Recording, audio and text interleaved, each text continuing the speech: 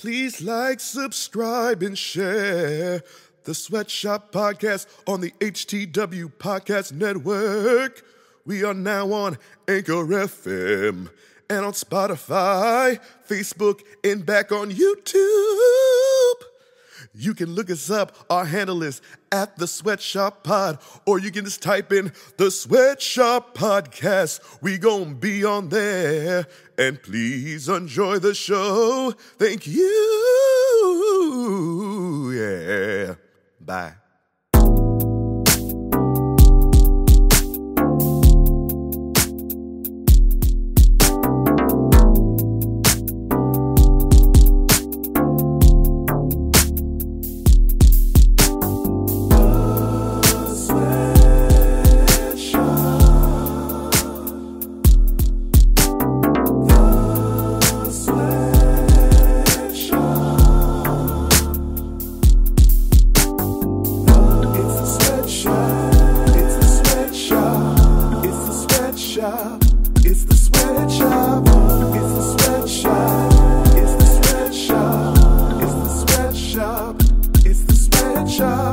Welcome everybody to the Sweatshop Podcast on the HTW Podcast Network. It is me, your host, Sweats, and my co-host, the Maestro.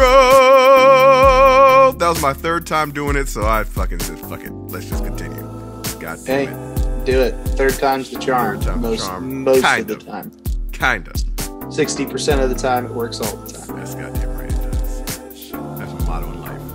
When I saw that, oh yeah, it does. Every time. 60% of the time, it works. So I'm moving. I know I told you this, but nobody else knows. I'm moving. I'm moving closer to my school. Canada. Oh, no. Just go to school. They don't let me go to Canada. They won't let anybody go there. No. They're like, fuck that. No, nobody can go there. No. Oh, shit. I totally just remembered this. Like, we were just talking about baseball. Before we get into all this shit, but the Braves are opening up 100% in like May 7th or some shit like that. Isn't that some bullshit? I was like, what are you guys doing? Y'all like making a point of being like a fucking idiot. Like, I know Texas is already doing that shit, but you don't have to do that dumb shit. See, so like, because like this shit comes and goes in waves, right? And like even between north and south, like United States, right? Like there's different wave periods. Correct.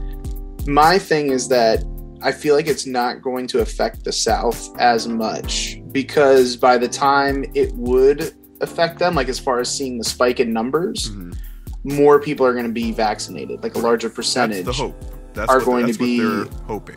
Yeah, but like I'm saying, as far as like theoretically, they should be seeing spikes, but because a good amount of people have been vaccinated, it's not going to be there. So, but like, it's still like in my mind, it's still irresponsible to do these things because it's not like it's just gone away.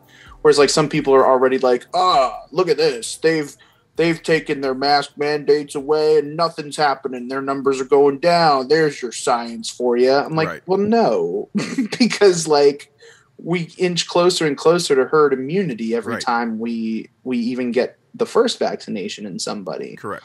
So like everything's just going to go down in general. You know what I mean? Exactly. But like it just happened to be that like some of the northern states, like I know Pennsylvania was hitting a little bit of a spike, right? But they were just kind of like in that realm for it, whereas the South hadn't gotten to that point yet. So like I just feel like some of those people who don't believe that this is real, that this is still a real pandemic, are going to cite those as examples and be like, see, nothing's happening. We never needed a lockdown. We never needed all this shit. Like, it was all a hoax. It was all fake. And it's like, well, like, it just doesn't look good to like the mass of people that don't do the research or that are uninformed. Because then they'll be like, well, shit, yeah, they don't have anything going on and there's nothing wrong with them. It's like, well, no, you got to look behind what's going on. Like, you got to see all the progress being made across the entire country, that a lot of people are getting vaccinated. And then when you are vaccinated, you can still get it, but you're way less likely to die from it. Like that's the only thing. So like you still have to be careful, and it still is about other people at this point. You know what I mean? Like so, but a lot of the people are like kind of like I understand that we are kind of at a point right now where, especially like now that the vaccines are not as scarce, that they are readily available to pretty much everybody that qualifies, right? Right. So at this point it's on your own volition to get the vaccination. You know what I mean? Like it's not like Hunger Games where like people are fighting over like one vial. Well, you know what I mean? Like now we have the supply, right? But there's always some bullshit going around. Like I just saw a friend, like I had a friend of mine who just like, I'm going to call irresponsibly posted, and I mean irresponsibly posted some like conspiracy theory shit. Like I had two friends that are in the medical field that said like, I'm not getting it because of like they think that women like won't be able to be pregnant like afterwards, like they'll be sterile essentially if they have the vaccine. Like that's been widely spread. And I had no idea. Where's the information on this? There is no information. It's just bullshit. Okay. Yeah. How can you even have that? Oh my God. Well, speaking of that, did you see that rant that motherfucker went on? What? No, on Fox News? No, what happened? This Tucker Carlson shit. Oh, what did Tucker do now? Oh my God. It was one of the most ignorant things I've ever seen in my life. So like, it's one thing if you believe it, but don't try to shove it down other people's throats. Right. Right. Like,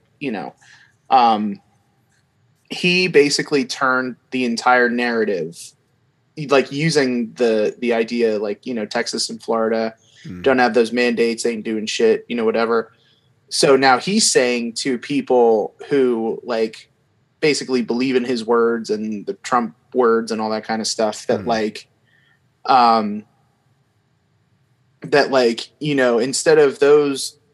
instead of those liberals scoffing at you for not wearing a mask, you should scoff at them for wearing a mask, and you should say you're offended by them wearing a mask, and you should tell them to take it off, and because it makes you uncomfortable. It's this whole like, I couldn't believe it. Like I could believe it. I could believe that he said it, but at the same time, I couldn't believe that like this is actually going on national news, and that people are like into it. Right. Like, I don't know. You just like, if you don't know what I'm talking about, you got to watch this thing.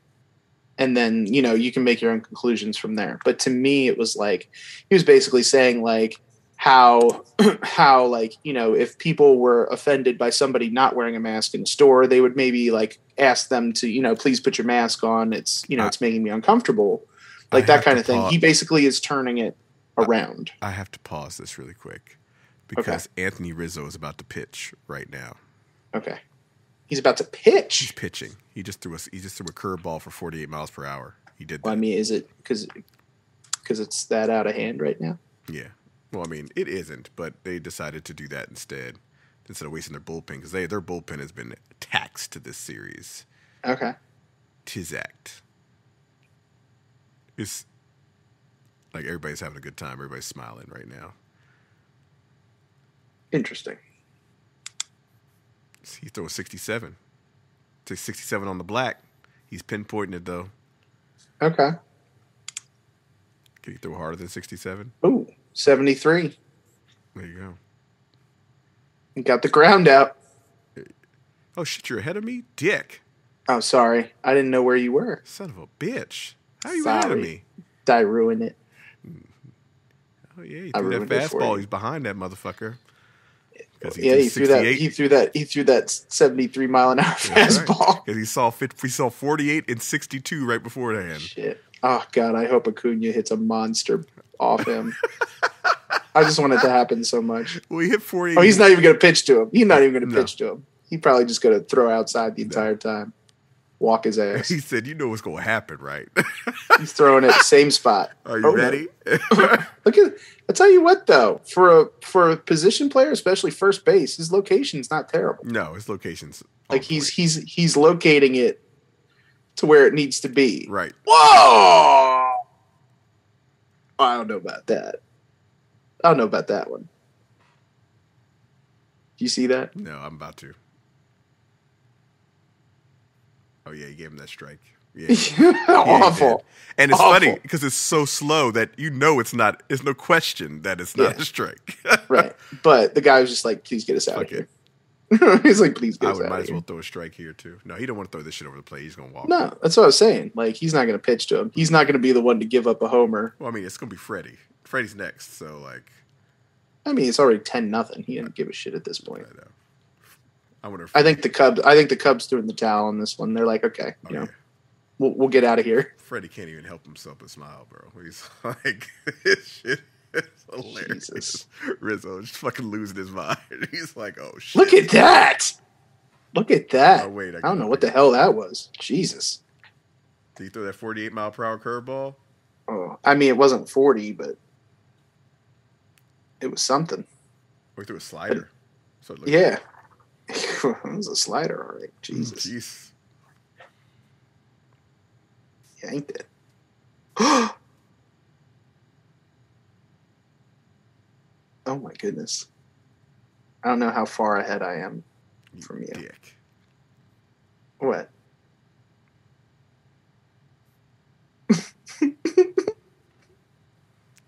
Throwing 71, throwing straight heat at him. Yeah, he is. He's getting him. Oh my goodness. Oh, he fouled it off at 74. Shit. He threw a little high faster than him. I know. That's what I was laughing at. Oh shit! Throw at him. He gonna throw a little curve at him.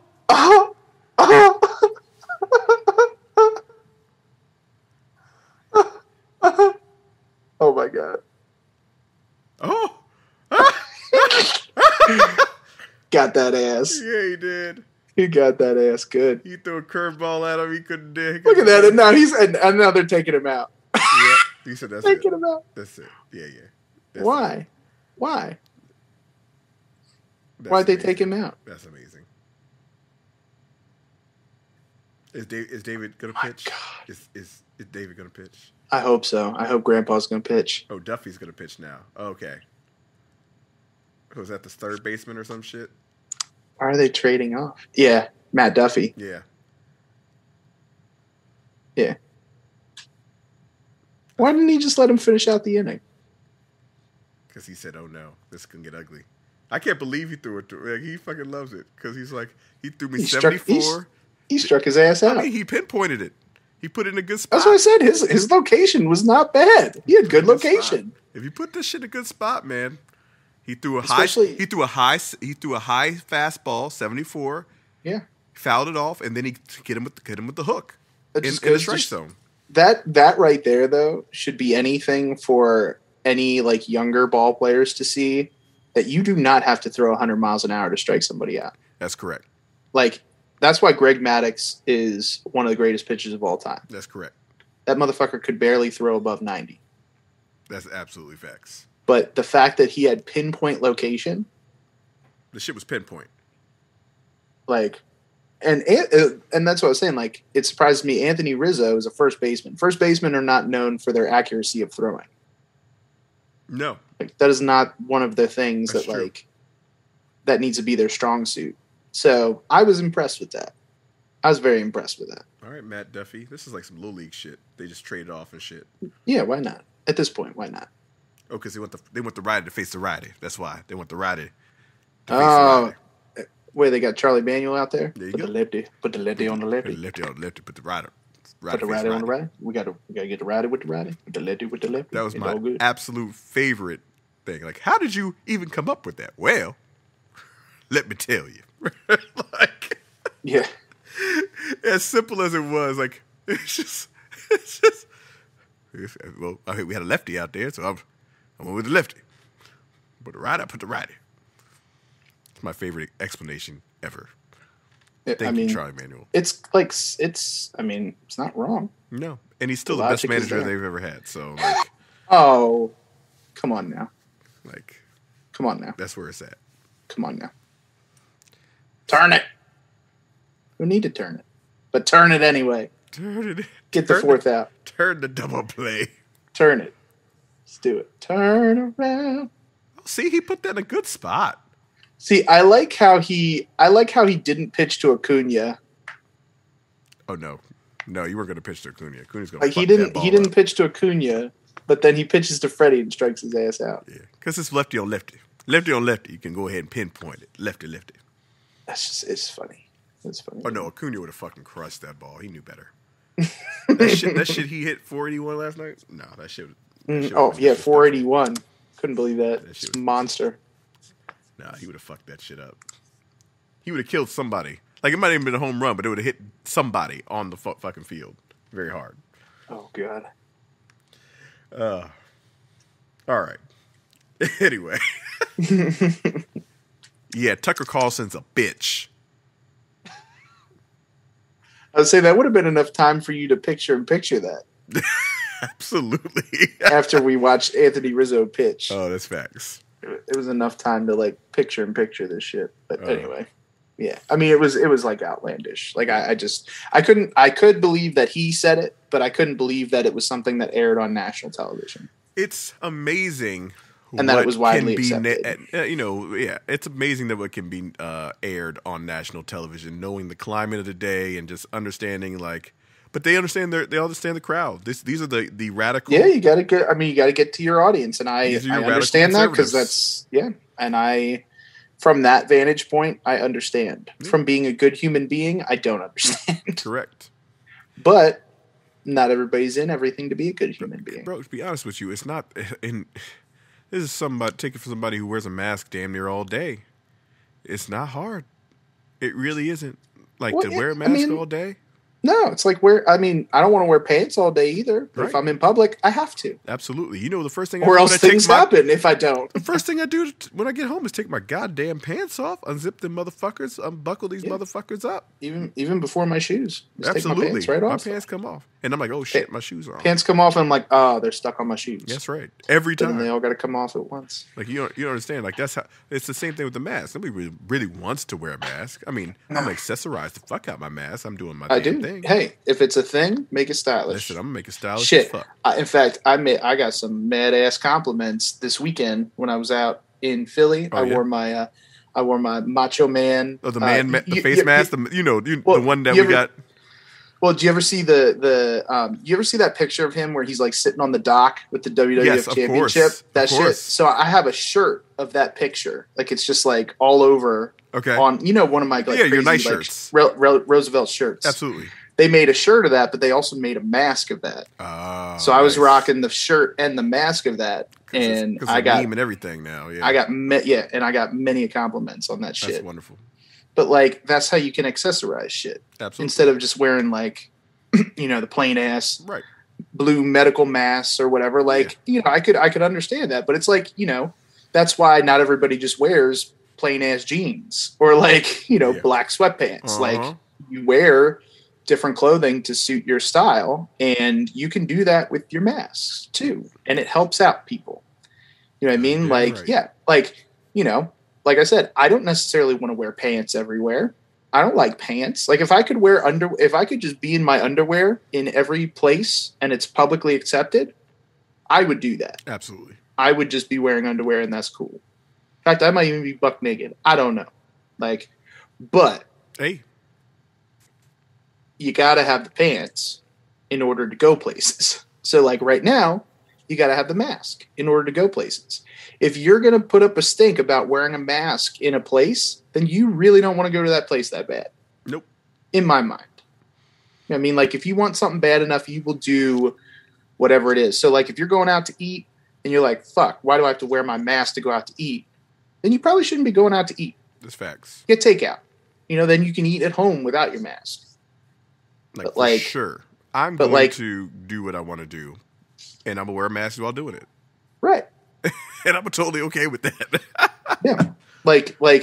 Literally, and I think this is where I was kind of going with it before, but at this point in society, we cannot, we can no longer, we need to do everything we can to keep this pandemic quelled. You know what I mean? To keep it on the DL.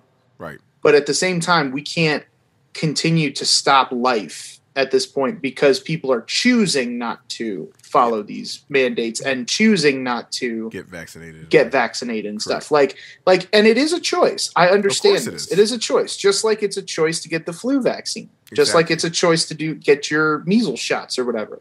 But if you don't get those shots, then you are basically saying you're okay with the risk of you contracting said disease and having complications from it. Correct. You know what I mean?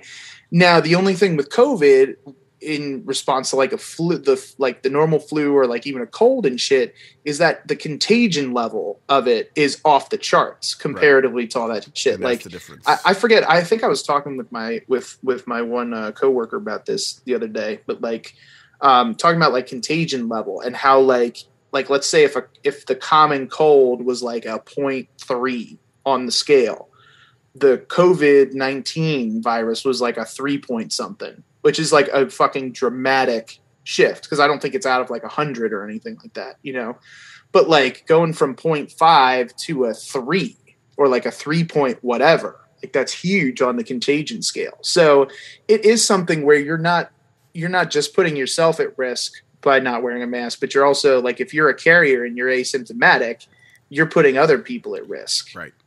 You know what I mean? And like, if you're going to be in public spaces, get vaxxed, wear a mask. That's it. Like, those are the two things you should really be doing. Yep.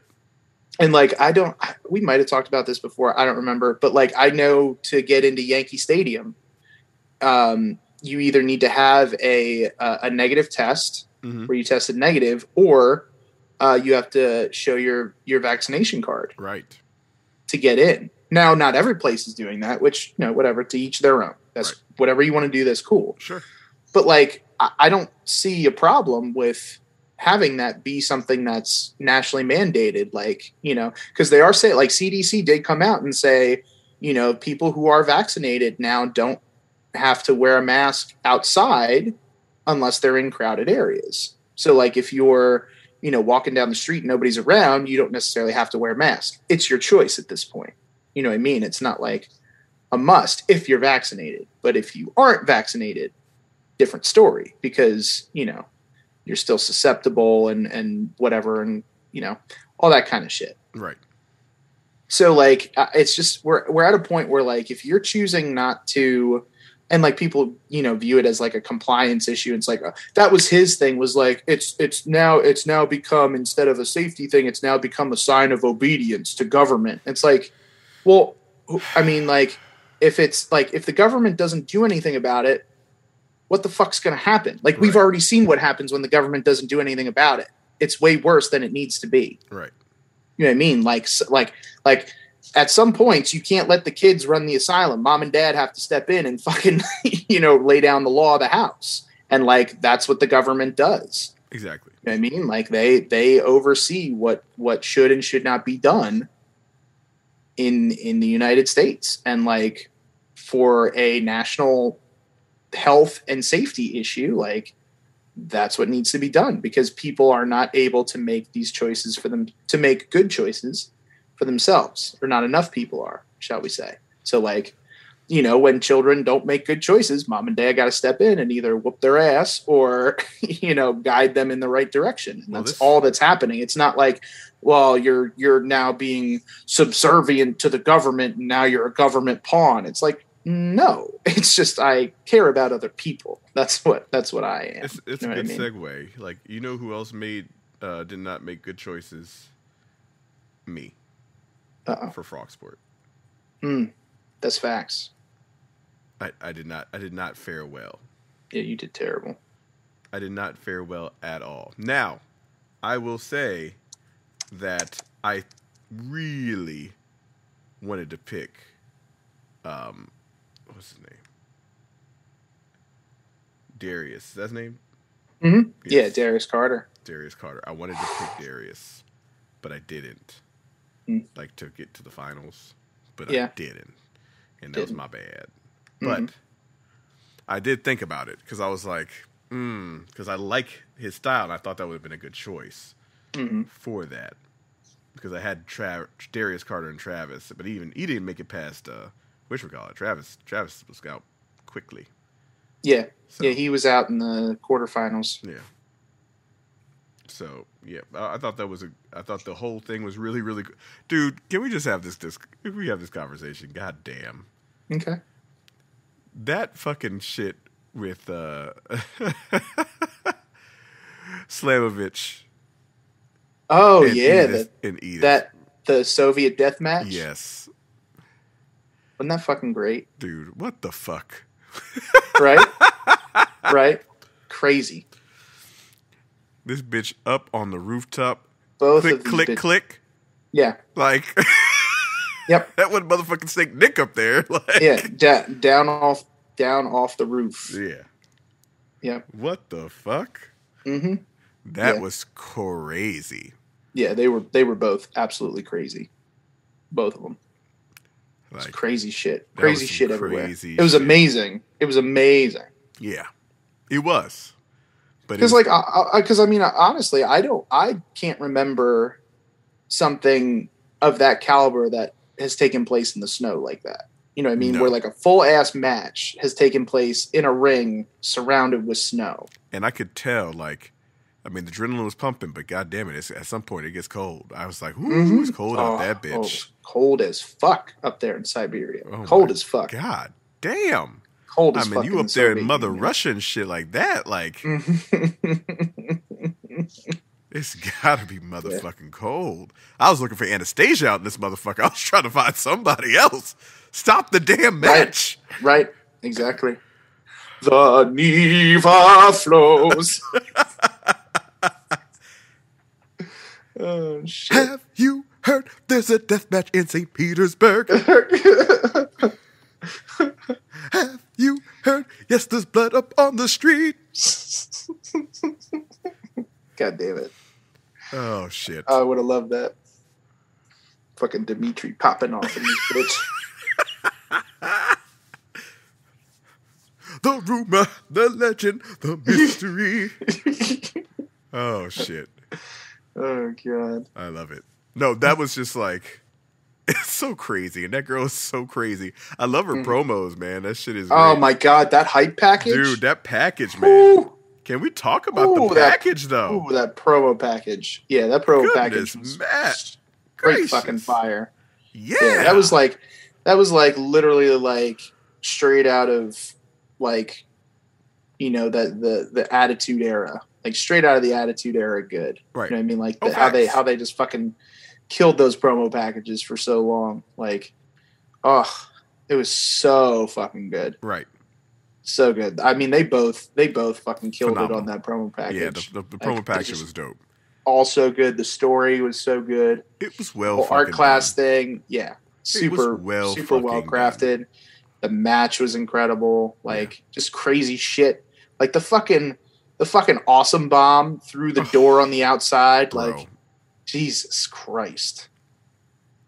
Like craziness. Crazy shit. I mean, and I like when I saw that the rolling Death Valley driver into the snow. Yeah. And they didn't sink in. I was Yeah. like, oh god, that's all ice. Yeah. Like that shit did not give in No. whatsoever. That was just hard as shit. Yeah. Like I was like, oh, they just landed. Like it wasn't That's what like I'm saying, like snow packed like that is gonna hurt. Like yeah, like that was ice. That's That gonna was ice. hurt. There was actually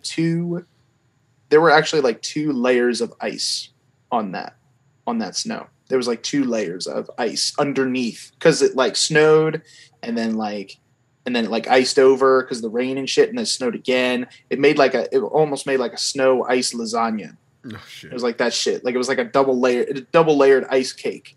So there's like literally two layers, like two sheet layers of ice under this snow. So like Right. that's why that shit didn't move at all. At all. Damn. Yeah, that whole damn thing was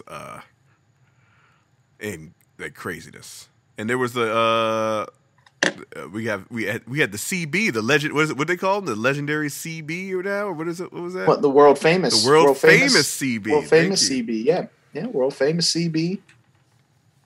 In Yeah. action. Hell yeah. Oh yeah. With the Shinobi Shadow Squad, Oh, yeah. man. Shinobi Shadows. Coming- Listen, I coming was back in at it. I was in for that. I was like, okay, We got a nice... I laughed my ass off though at fucking Jet Jagori. Oh yeah. Oh, that's phenomenal. As soon as he comes up, what's poppin', bitch? Just every time, what's poppin', bitch? My style is fuck off. Like, just so goddamn good. Yeah. Like it was so funny. It was so good. It was so good. Like, just, I don't know, just like, I don't know. I mean, I know I have a hand in this shit, and like, right. But like, I feel like even if I wasn't part of this shit, I would still think this shit is gold. Like, it's just great shit. Like, right. Like the entire Frogsport.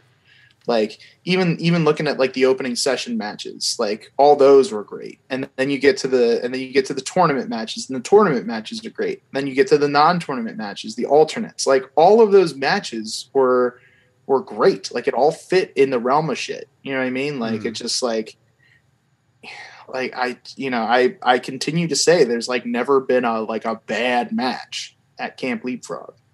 Like, it just doesn't happen. Our camp churns it out, man.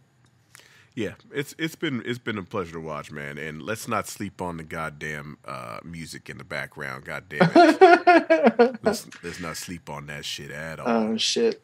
Some of that was fun as shit to make. Yeah. That Mortal Kombat shit was fun. Yeah, I'm sitting here like, what the fuck? Mm-hmm. Let's not sleep on that shit, please.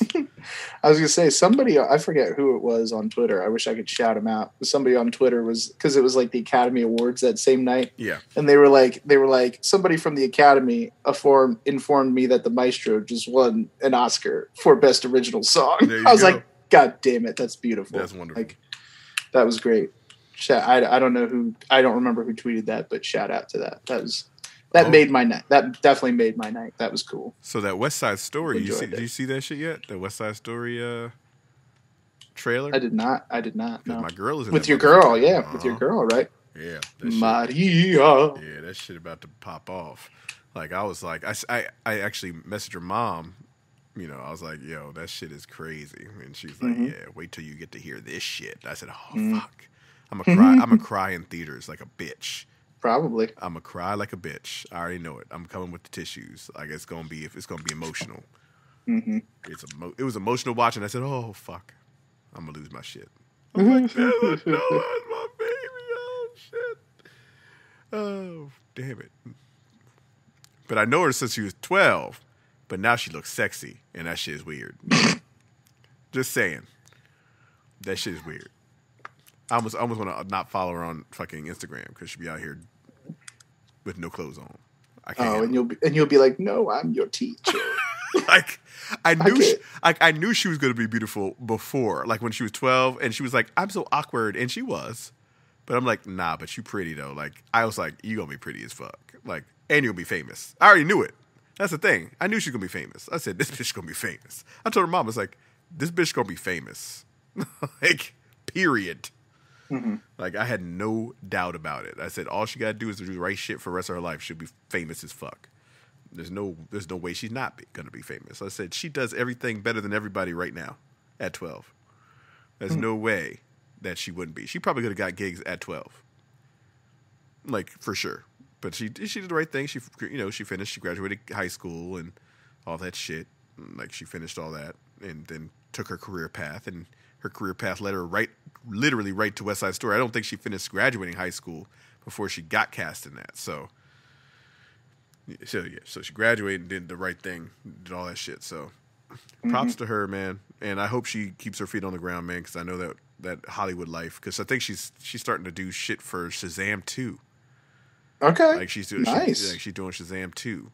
So like, again, like, you know, the Hollywood life is crazy. I just hope she didn't get sucked in too much to that bullshit, you know. I just hear so many fucking crazy things about it from people that I know, and just from shit that you hear. Like, so like, it's just hard to, you know. Just hope she keeps her feet on the ground a little bit, and makes that shit happen for herself. Because she's gonna be a fucking huge star, especially after this. She's gonna be a huge star. She'll probably get nominated for some shit because I know she's a great actress. She's a great actress. Like, she was phenomenal at 12. Well, I mean, that, like, I'm not like, it just goes to show it's one of my, and we like on High Tension Wellness, we talked about, inspiration, motivation, and affirmation. Yeah. And one of the quotes that I always go back to is hard work beats talent when talent doesn't work hard. Mm-hmm. So like if she was already, cause like most of the people have the talent from a young age. Correct. But it matters what you do after that. And like, you could tell, just by how like she got that opportunity, she's worked hard for that. Yes, you know what I mean? 100%. So like that in and of itself should be like a more homegrown local example for people that like, these stories, these success stories, like most of the people were talented at this from a young age, but it's what they do as they get older to progress in their field and not just kind of sit on their laurels and all that kind of shit. Like it's about what you're doing to get better at your craft and what you can do to help yourself in that field. You know what I mean? And like, that's where it goes to show. Cause you're saying like, she was doing all this shit better than most everybody when she was 12. So clearly that's talent. Yes. You know what I mean? The talent is there. All you got to do is work hard with that talent, and that's what will get you to be successful. And that's what your girl did right there. Right. That's you know what I mean? So like, that's like I'm sure that example hits way close to home for you, obviously, because you had a part in that, and you had a part in helping her like develop those habits and develop her voice essentially, and take that talent and make it better. You know what I mean? And like, and that's what can be rewarding about, not just like a classroom teacher, but just teaching somebody something in general, right? Is seeing that whole thing of how you've helped this person who has the talent to get better at that craft and work hard to it, to then go on and achieve something. You know what I mean? Because it is all about what you do with that hard work afterward. Because if you just kind of like sit on it and you're like, all right, I'm going to wait for these opportunities to come to me. Guess what? That's not how the way the world works. Right. You know what I mean? Like you could be the most talented singer, actress, dancer. You could be a triple threat. You could probably be the greatest talent the world has ever seen. But if you're not putting in the work, the world will never see you. It's facts. No, it's real facts. I mean, for me, like I picture her being like the next like big Latina star. Like that's how I see her as. Like, and I mean, if she's putting in the work, it'll probably happen. You know what I mean? Because if she's that talented, and she is putting in the work, she'll probably do it. You know what I mean? Like she will probably do it. Like what do we have? Who do we have before her? We had like Salma Hayek, and then like there's like some Eva Mendes is in there, and she'll be in that class. She don't have to get naked though. Please don't get naked on screen. I mean, don't tell her what to do and what not to do. She needs to do it. Shut up. I'm not saying it for like my own enjoyment either. Like I'm not over here being like, yes, please. No, that's not what I'm saying. No, I know it. I know what you're saying. I was like, just for Mike. I was like, I have to close my eyes. Or just don't watch it, you perv. Hey, I'm trying to support. I wouldn't know until the time. I'm like, oh shit, this bitch is naked. No. I remember when Princess Diaries came out and that chick, what's her name? What's her name? Princess Diary bitch. Are you talking about Anne Hathaway? Anne Hathaway. Break it. Anne Hathaway was in Princess Diaries and shit, doing all this fucking girly shit, Ella Enchanted, all this shit. And then like as soon as she hit 18, she was like titties, like everywhere, like nothing but titties. So I was like, oh fuck! Like it was like such a surprise. It's not something you have to do, necessarily. No, but I mean, I think it's so they take you seriously. I think some people like that was just like a shock. Like, Pam, like you better take me seriously. Look at my titties. I know it's a weird thing to think. I feel about. like it's a kind of like a weird type of thing. It's like a weird counterintuitive kind of thing. Isn't it though? Yeah, I think. You know what I mean? But it's like, I'm not a girl anymore, right? It's like that type of shit. I'm a grown ass woman. Yeah, but why do you have to prove that by showing yourself? I don't know. Like men don't have to do that. Like it's like I'm a grown ass man. Here's my dick. Like first of all, nobody wants to see that anyway. No, like nobody actually wants to see those. Nobody wants a flaccid penis in their face. Even women don't like that shit. No, women don't like flaccid penises in their face. Yeah, like you could be Channing Tatum, but she doesn't want to see your junk. No, not your flaccid penis. Like that. They might want to see that. They might want to see that shit. They want it to be like they want it to be like The Rock. Right. or Young Rock, whatever you got. I don't know. Right. But yeah, no, they don't want it to be just like hanging out, chilling. No, they don't want that shit loosey goosey. Right. Oh shit! But yeah, so Frogsport's done. What's coming? What's up next in May? What's going on? So in May, we've got another Leapfrog Live special. So we got it's going to be heavyweights, like the movie.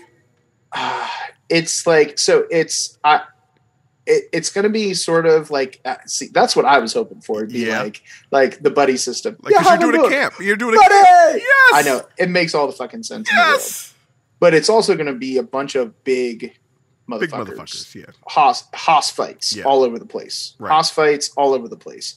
And we are actually going to start probably within the next week or so, start to announce some of the people we're bringing in, because we are going to bring in some Hoss fighters that haven't been at camp before. And obviously some of our big hosses that we already have at camp, Big Calix is going to be there. He's the biggest of them all. He is big, the biggest. The biggest. So he's going to be there in full force. We got some of our other big guys that'll be there. But yeah, it's like almost think of it as if like Camp Leapfrog did their own version of Godzilla versus Kong. That's what this is. I still haven't seen that movie, but just think of like the bigness. I did. Did I say that? It was good. Think of all the bigness that happens with those kind of clashes, and then that's what this is, Camp Leapfrog style. There you go. It's going to be all the heavy hitters on one card, and it's going to be live, and it's going to be live on Sunday, May the 16th. Hey. So it's actually coming up pretty quick. That is quick. It's coming up about like 3 weeks, I think. WWE, 3 weeks. Hey, sorry. That's how it. Listen, Frogsport was a whole week-long venture. It was. You know what I mean? Because Frogsport started on the 17th. So like we just finished up with Frogsport. Mm-hmm. You know what I mean? From this past Sunday. But yeah, quick turnaround for May. And then we got something in the works for June, which I can't really say exactly what it is yet, but I think everybody will enjoy the concept of it. Something we've been working on for a little bit now. But once heavyweights is over, I'll be able to discuss more details on that. But right now we got to focus on the heavyweights. Hell yeah. So getting you over to the Independent Wrestling Facebook page to watch that on Sunday, May the 16th. And if you missed any Frogsport, first of all, you can catch the open swim and the opening sessions all on the Independent Wrestling Facebook page. It's all there on the Camp Leapfrog playlist, but you can also catch the rest of the tournament of Frogsport on IWTV. So you can go to the app. You can download the app on any smart device. You can go to independentwrestling.tv and, click there to subscribe. If you haven't subscribed yet, use your promo code Leapfrog, gets you a 5-day free trial.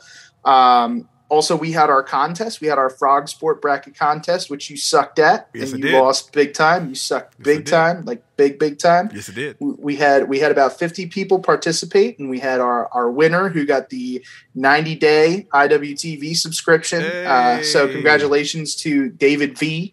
All right, he was the man. He was the man with the plan, the man with the nearly perfect bracket. He was the one that I don't remember exactly what he missed. I don't remember. You're the bracket man. Just because I'm the bracket man just didn't mean I remember exactly what it was. But he did predict the champion correctly. But there were a couple other people that were pretty close to it. I think some of the big bracket busters were Yo-Yo. Yo-Yo was a pretty big bracket buster. Not a lot of people chose him to get out of the quarterfinals, much less the first round. Absolutely. So that he was a pretty big bracket buster. But now hopefully people know who Yo-Yo is, because even though he's a smaller guy in stature, I'd consider him a heavyweight with how he throws down. Some of those matches he had were, especially that match with Mikowski. So impressive. All of our campers this time, old campers and new campers, were all super impressive in this Frogsport tournament. I think one of my highlights though was when Janai Kai did the split and popped Big Calix in the nuts. Did you see that? Oh, that's so good. That was so good. I think that's from where's that from? I can't remember if it was from Three Ninjas or some shit that whatchamacallit did back in the day. Ernie Reyes Jr. No, I mean it definitely. I think it is Three Ninjas. It's one of those things back in the '90s where I've seen that before. Yeah, because they specifically designed it. Yeah, to be that way. There you go. It's beautiful. You even got Big Dust's reaction on it. That shit was hilarious too. Popped up. I was like, oh man, that's some Three Ninjas shit right there, man. I was like, yes sir. I was like, it couldn't remember if it was like Ernie Reyes or some shit like that too. Could have been some shit. The dude from Teenage Mutant Ninja Turtles, the Asian kid, the second. I think it's the second one. The first one. I think it's first. Okay. But he's also in a bunch of other shit too. But yeah. That was like the dude back in the day. Yeah. Anyway. That popped me. That popped me pretty good. Yeah, that's good shit, man. When that happened, that was pretty good. But it's still available. Check that shit out, man. Frogsport. If you haven't watched it, check his shit out. And also go check out all the other Camp Leapfrog specials, which now I believe, including Camper's Choice, by the time this airs, I believe even Camper's Choice will be up on IWTV. So now we got the whole Leapfrog library up on IWTV as far as our main shows go. Dude, what do you got? Like 6, 7 specials? Yeah, I think we're either up to 7 or 8 now. Wow. Because you almost got a full ass year of special. That's awesome. Yeah, I mean, well, we are coming up on. It's going to be here before you know it, but we are coming up on our year anniversary of Camp Leapfrog debuting. Because we debuted on Labor Day. Yep. And, so our summer, I think, especially with some of the plans we have, our summer is going to be a pretty big time, and hopefully we celebrate in style. Excellent. Our birthday, shall we say? Whoop, whoop. All right. So let's stick with the wrestling, and let's go to some of these cuts that WWE made over the course the post-Mania cuts. Post-Mania cuts. That's what I like to call them for sure. Well, we could start with Andrade left. He wanted his shit gone. So he got his release. He got his release before that. They didn't do shit with him. They fucked his whole career up. I didn't realize they actually released Lars Sullivan. They actually released his ass. Oh yeah, they did. Yeah, thank goodness. I can't believe he was on the roster for that fucking long. After all the shit that they found in between. Yeah, I mean, there's still people on that roster that have done some less than. We'll get to that in a second. Yeah. So speaking of that, like Steve Cutler gone, as well as. Well, he wasn't. He was like pre-post. He was pre-Mania cut. As well as Wesley Blake gone. Yeah, he's gone. But they left Jackson Riker with his. Well, because they're doing shit with him, right? But he got some bullshit on him. So. No, just because he's an idiot. Yeah, he's an idiot. Samoa Joe gone. Surprised. I'm not surprised. Did he want to be cut? No, I think they did not have a good view of him because of how many times he got injured. But he's a great talker. And then what did they do? They left him on commentary. I mean, he's great commentary. Like he's great on commentary. Like I don't know. But you don't want Adnan Virk instead? Fuck me. No, I do not. I really don't think he's doing that bad though. No, but I mean, just like why? Why cut Samoa Joe? The thing is, like they're clearly not going to have him wrestle, and I think he probably would have. I think he probably would like to wrestle. You know what I mean? And like they started making those changes. I'm like, either he's going to be gone, or he is going to come back and wrestle. And clearly, he's gone. He's gone. I just think because of the injury-prone nature that he had in WWE, which take it for what it's worth. Getting old. Yeah, I mean he is an older talent. It's not like putting over a young new talent with him because he's still really I know like pure pro wrestling fans know who he is and know his body of work and would be there to support him. He's one of the all-time greats. But to your casual WWE fan, they would have had to put a lot of work into getting him onto that same level as Roman Reigns or Daniel Bryan. And I don't know. They had the chance to do it, and they fucked up. He had a window before he was hurt, and like a small window. But like I can't remember how many years ago it was, but like Well, they had him with 2 or Brock 3? Lesnar. Right.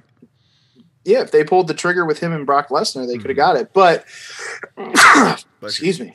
But at the same time, I think, like, you know, hindsight 2020, looking back on it, the reason they probably didn't do it was because of how they viewed him. Right. And that, like, if he was going to get hurt, then why do they want to put him in a prominent position if he's going to be out more than half the time?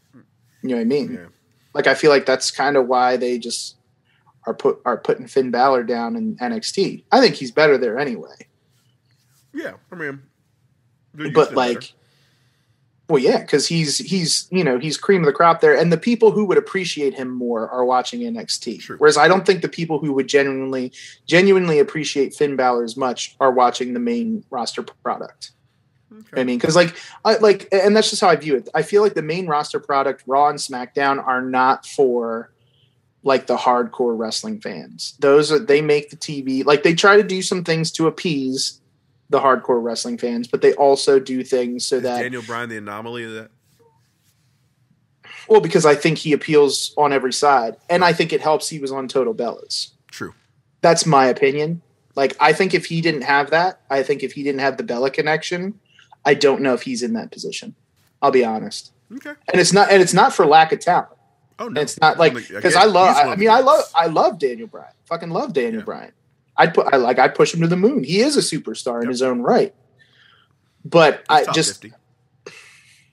Easily top 50. Of course. Not like some other motherfuckers.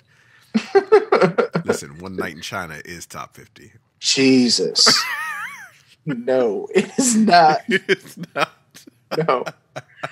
God, no, it is not. Oh, no. I'd much rather watch Sunny Side Up or whatever the fuck facts. That was. That's facts. Not Backdoor to China. Maybe Backdoor to China. Maybe that one. Oh, praise. Jesus. Yeah, but I mean, I think a bunch of those factors helped with Daniel Bryan getting to where he is. But with Samoa Joe, like, he doesn't have that, and like, you know, like, just view how they're using some of those who were stars of Impact. You know, like, look at what they did with Eric Young. Squandered it. He's a great talent for Impact. Sure. Brought him in, squandered it. Bobby Roode. He's with Dolph Ziggler right now as the tag champions, but he was a former NXT champion. Like, so was Samoa Joe. He should be in the world champion picture, basically. He should be in the world. But like, that's like, yeah. I mean, if you give Bobby Roode the platform, I think he'll take it over. You know what I mean? Like, right. It's you know, I know Cesaro was never like Impact or whatever, but like, they've taken this long to put him on a platform to do shit. Right. And he had to do the fucking UFO to get there. You know what I mean? Like, he had to do some crazy ass shit to get there. It's not like he, you know, could just like kind of be there. And like, now he's finally in that picture. How long he's going to stay there, we'll see. Hopefully he stays there because he deserves it. But like, you know, it took him that long. It took him basically 10, 11 years to get him to that point. You know, because I think, what did he come in like 2011, 2012, something like that? I don't know. Maybe. Like, it was back. It might even, I don't know. I just remember him, you know, coming in with the United States Championship thing. With him? Did he have a girl with him or something, or a boy, or a manager? Well, I mean, he did tag with Tyson Kidd. No, he had way back. He had a manager when he first came in. Jesus. Was that Oksana? Maybe Oksana. Was that her with him? Maybe. I don't remember for sure. He was with somebody for sure. Yeah, but like, you know, it's taken him that long, to, you know, put him in that platform, and you know, he's been an indie darling for fucking ever. I know. You know what I mean? So I feel like Daniel Bryan was kind of fast tracked to that point because of that Total Bella connection, and you saw him on the program. So like, if any of the people were watching Total Bellas as a reality TV show, then they flip over to be like, oh, well, let me just check out what this WWE thing is. And then they see Daniel Bryan, they're like, oh, I relate. And then they watch, you know what I mean? Cause they'll make those connections. Like, just like this, like, you know, like this, like one of these chicks I was talking to before, like, I said I was like a Yankees fan, and I was like, like all of a sudden, they'll just like pick a Yankee, and they'll pick like the random ass Yankee. You know what I mean? Right. So like, for example, like Mike Tauchman, who's no longer a Yankee. You know what I mean? Oh yeah, he got traded. Oh shit. But he's starting, so I'm happy for him. He got traded to the Giants. Okay. But he's starting. Giants don't work. But he's starting now. So like I'm happy right for him because I always liked Mike Topman. But anyway, like, so it's like you pick that player and then it's like, oh, well now like, you're following Topman and all of a sudden he gets traded. It's like, well shit, I still like that guy. Let's see how he's doing, right. Over on the Giants and like, follow him and shit like that. Like it's kind of like that where it's right. not necessarily following the team, it's following the player. Right. Well, you see this player on Total Bellas, now you see him in WWE. It's the same player. Right. So now you like get that crossover appeal. And they didn't have that with it was Oksana, Joe. By the way, it was Oksana. Yeah, okay, that's what I thought. I thought it was Oksana because I thought they had like that sort of like that foreign connection sort of shit. The Iconics are gone, bro. They took my girls away, and I'm mad about that shit. I'm mad they even broke them up. That was the dumbest shit ever. Well, that's why. I mean, I'm not trying to be stupid, but that right there was what kind of killed it. Yeah. Because then from there you split them up. Well, they both can't wrestle. I kind of disagree with that. Peyton can wrestle better than Billy. Right, but so Billy, even though like maybe not the most polished wrestler, the fact that she was given that stupid ass bit of the resume thing, and that was still one of the most entertaining things on WWE television. She's amazingly entertaining. Period. Like, how can you not find something for her to do? Like, there's a bunch of roles you can have that if you don't want her in the ring, okay, then don't put her in the ring. Put her in a role of like a general manager. Put her in the role of some other shit, or maybe even just put her as a commentator. You know what I mean? Like she clearly can act. She can clearly be entertaining, and that's what you're in the world of is sports entertainment. Mm-hmm. You know what I mean? So like the fact that she was able to take that little fucking piece of shit role that they gave her, that fucking, all right, here's your resume, you're looking for a job right now, and made that one of the most entertaining things on WWE television, and like basically got that over. You know what I mean? Because like they always say, like, do whatever you can to get over with what you're given. She did that, and they still fucking fired her. Yeah, I don't get that. Like that's what I don't understand. Like the fact that she put in all that work, she was given this pile of shit. She did all she could, and she still got it over. And they're like, "Yeah, not good enough. You're fired." Why break up a tag team that is literally like an actual tag team? But then they like have these forced pairings, right? I don't get it. I think it's because they wanted to see how they like if they could manage on their own, and clearly that was not the case. Fuck? Like you don't do. Well, I just don't know. Like I just don't know why. Especially it's not like it's not like the women's tag team scene is burgeoning with these women tag teams right now. Like that they're knocking down the door and that they're getting in. Like they were one of the few. If there were any other like pure actual tag teams, like women's tag teams, right. Like all of these other pairings you're seeing are like schlepped together, right?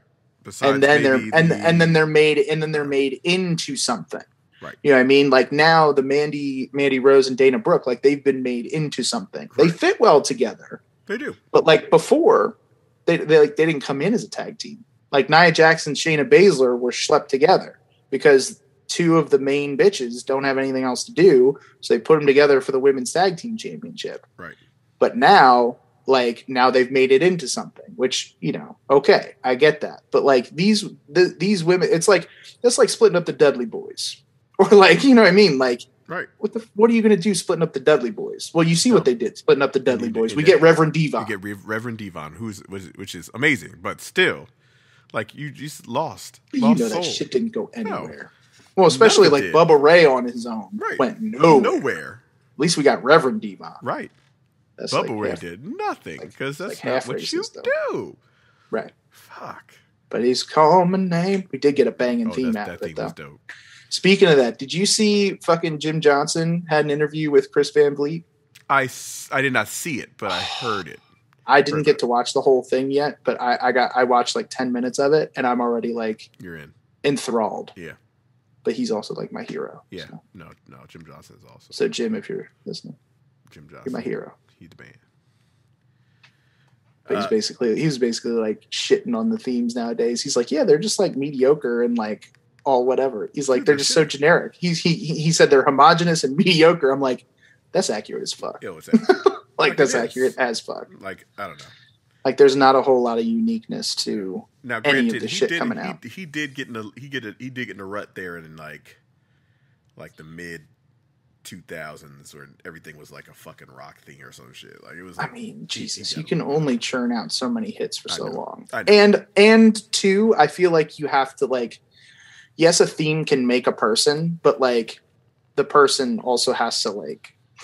I don't know. You know what I mean? Like if you have no idea, like, cause I know one of his processes was like watching footage of the wrestler, like walking to the ring and like wrestling and all that kind of stuff. And that's what he'd take from it. Well, if they ain't giving him shit, I feel like there's not much you can do, but if you're giving him all this shit, like, then I feel like the theme is going to be that much better. Cause the more you give him, the more inspiration he gets to put out there. Like, at least that's kind of where I work from, you know what I mean? Like when I'm making music and shit like that, it's like, okay, what kind of inspiration, what kind of, you know, resources can I pull from to make this music? And if I don't have a whole lot of resources to pull from, I feel like I'm just like pulling shit out of my ass. Well, you know what I mean? It's interesting because like when you talk about that type of thing, like you don't have anything to give him, like, and that's facts because like for him, like think about the last theme he did in WWE, I believe is the Baron Corbin theme. That's the last one he did. Okay, most recent. I think it's his last one in WWE was that Baron Corbin theme. I know he wrote it. Well, because he was gone in 2017. Yeah, that was his last theme. He did that new one. And so, like, if you think about it, like that shit is dope as fuck. Like, you know what I mean? Like, it doesn't sound like all the other shit. Yeah. Like, you know what I mean? Like it's, you know, it has like a full fucking thing going on here. Like it has like a whole ass. I don't know. It's just he has a whole thing going on.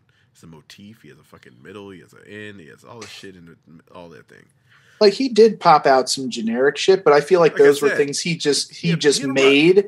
I'm saying like even back in like the 80s and 90s and shit like that. Like some of them were generic as fuck, but I feel like they also were like matching of who it was. Like, you know, we talk about like, you know, like Gold Dust theme, but like there's so much to take from Gold Dust as far as inspiration. Undertaker, there's so much to take.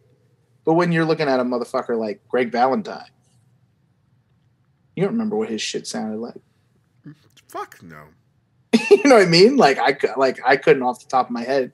But like a Brutus Beefcake, you got that doom, like automatically. That was Jimmy Hart though, wasn't it? I'm pretty sure. Well, I think that was. Yeah, you're right. That might. Was that Jimmy Hart? Yeah, that's Jimmy Hart.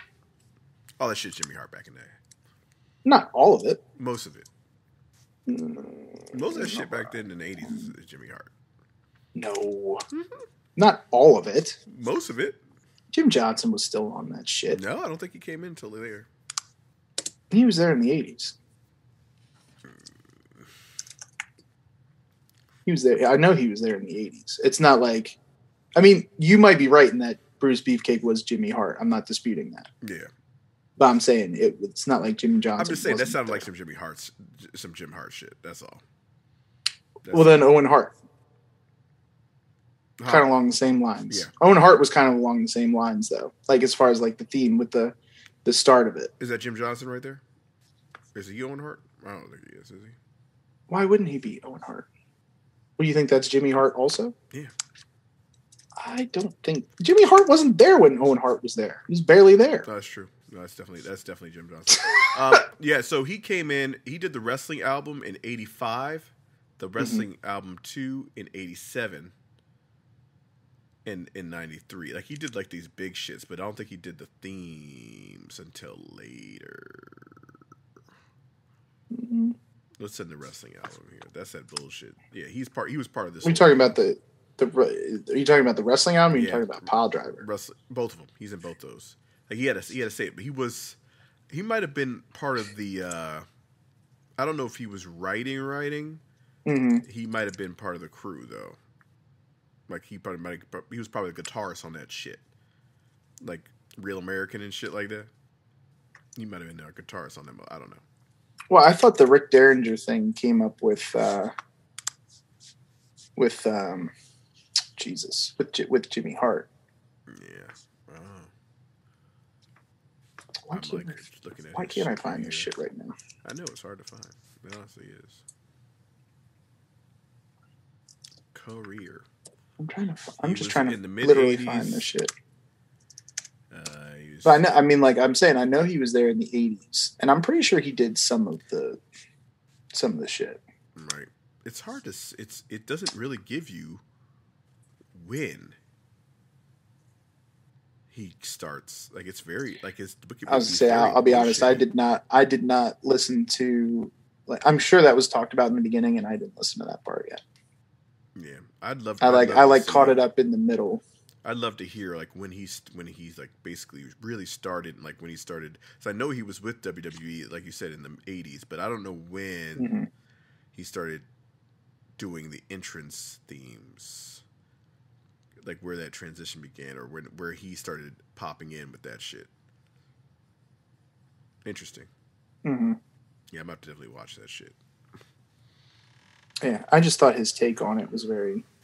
I mean, he's not wrong. I mean, we've been saying that shit. I mean, for sure. I mean, we've been saying that shit forever. Off this shit. Like it's just been bleh. I mean, every now and then they have a banger or some shit like that, but a lot of it is just generic shit. Wait, hold on. Did I say Owen Hart? Yeah. Yeah, I meant Bret Hart. Bret Hart was Jimmy Hart, right? The first one, I think. Right. But then he did like a he did the remake of it. Yeah. Yeah. But I think Owen Hart was him though. Owen Hart might have been Jimmy Hart too. Really? Now that I think about it. Yeah, it might have been. Now that I think about it. Because there almost was like a distinct like producing style of it. Yeah. Like now that like I really, really think of it. He didn't have that theme till about 10 though. WrestleMania 10? Who? Yeah, Jimmy Hart was around then. Yeah. Yeah, Jimmy Hart was still around. But he was like on the outs. Like 94? Yeah, but I guarantee you that he made that. Well, he probably had it for. Did he have it? That Yokozuna theme. Jim Johnson. Absolutely. Yes, he did. He absolutely did. There's no question. I would say most of that Full Metal album. Yeah, isn't that what it's called? Full Metal. Yeah. Oh, that's him. Most of that shit. No, it's not. Not all of it's him. Oh, really? Well, yeah, because Sexy Boy's on there. That's not true. Jim Johnson. That's not Jim Johnson. And Bret Hart's theme's on there. That's not Jim Johnson. No, that's not. But Undertaker, that's him. Yeah, him. Goldust, that's him. Yep. Diesel. Him. I'm trying to think of what all the Razor Ramon. Jesus, him. Razor Ramon. Absolutely Fuck. I mean that shit slaps. Yep. Still to this day. Yeah. I think he did the Mr. Perfect theme. That's him too. 100%, I think. I feel like that's him for Jim sure. Johnson. And I think because he did the Narcissist theme, Lex Luger. I'm almost positive because it's just the style. Well, the more like classical, like fully orchestrated shit. Right. That was his. Yeah. Yeah, I'm almost positive of that. For sure. There. Yeah. Yeah, I'm thinking of WrestleMania 9 because that's all. Like Tataka's theme, is that him? Would that be him too, or is that Jim Johnson? That had to be Jim Johnson. Yeah, right? Yeah, that had to be Jim Johnson. Like, I feel like if it was like straight ahead rock shit, then it was most likely Jimmy Hart and JJ. But if it was something that was just a little bit off the beaten path, with that, then it was probably Jim Johnson. Yeah, I agree. Yeah, it's interesting because I mean. You think because you think Shawn Michaels in the era, but he had that theme. I mean, that shit lasted forever. Same thing with same thing with that Bret Hart one. You know what I mean? And you never know what's gonna end.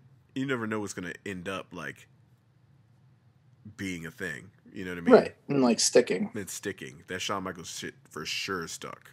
Mm-hmm.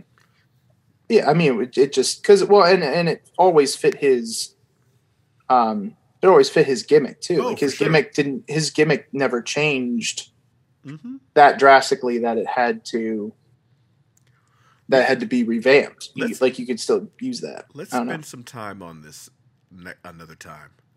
I want to deep dive in on this music shit. I was gonna say, I think maybe we'll watch the interview. Yeah. Like watch the full interview, and then we can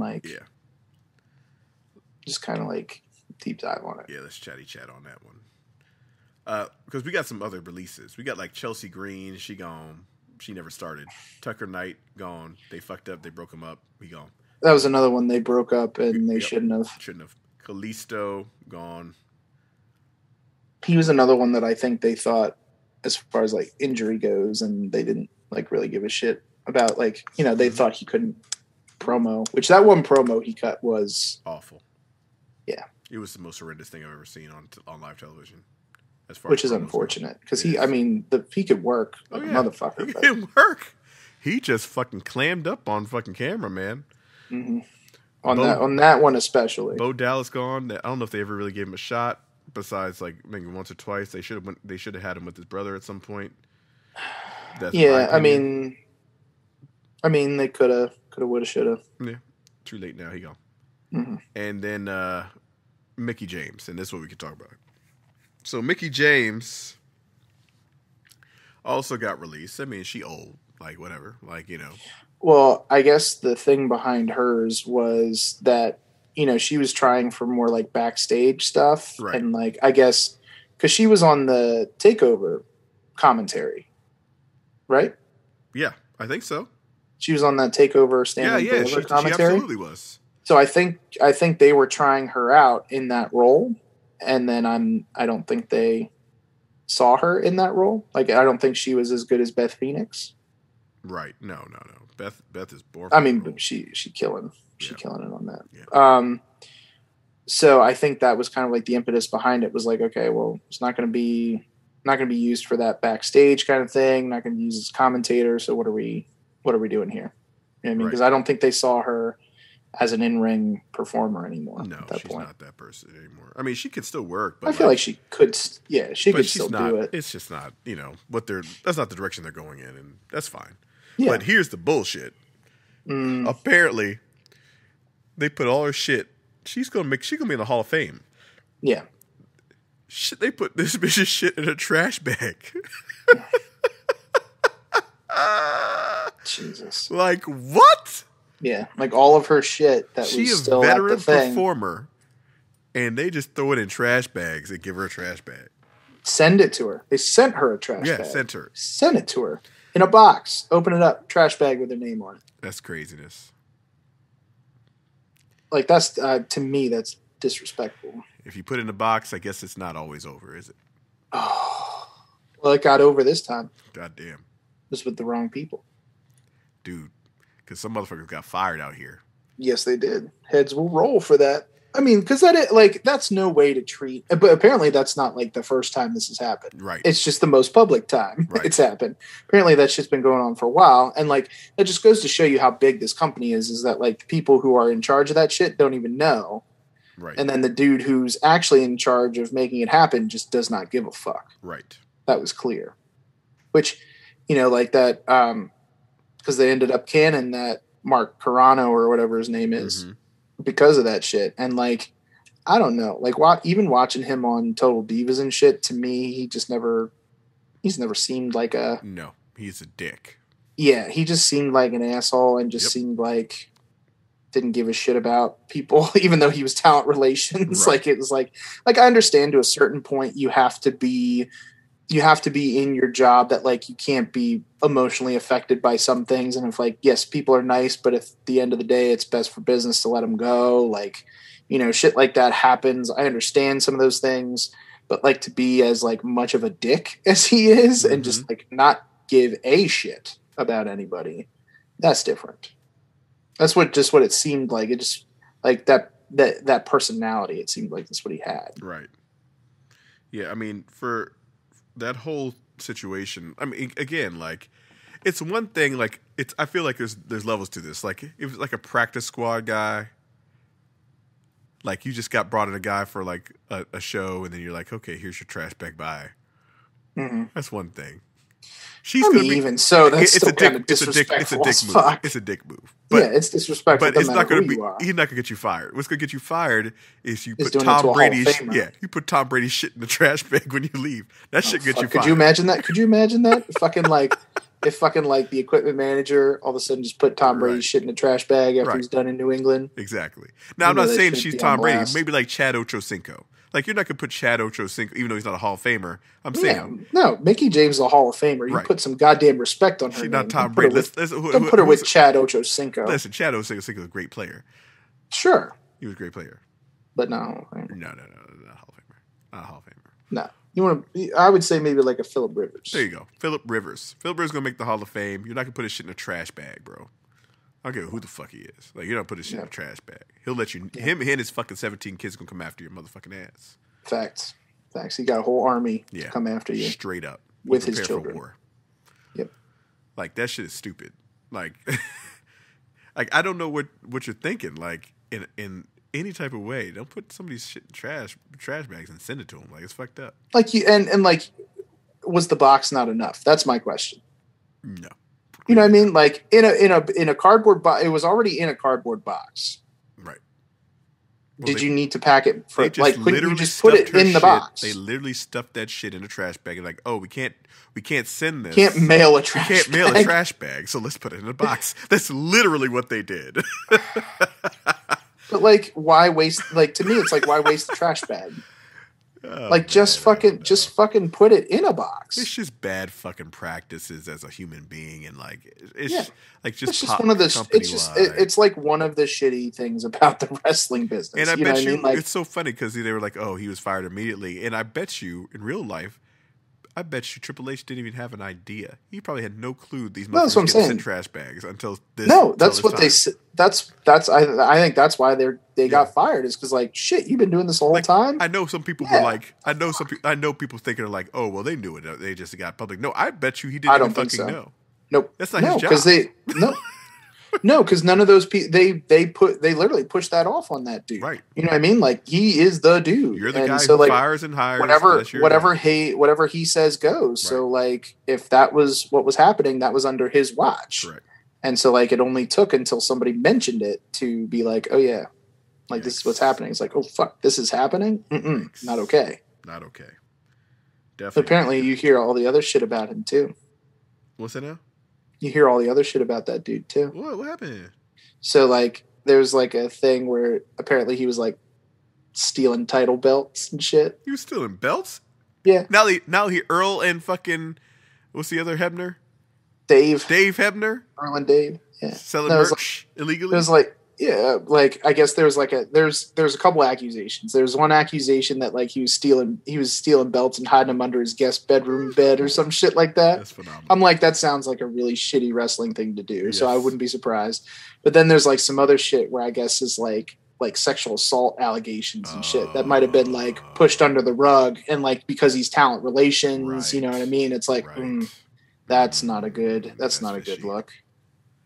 I think that's not a good look. And I can't confirm or deny them, but I wouldn't be surprised. Right.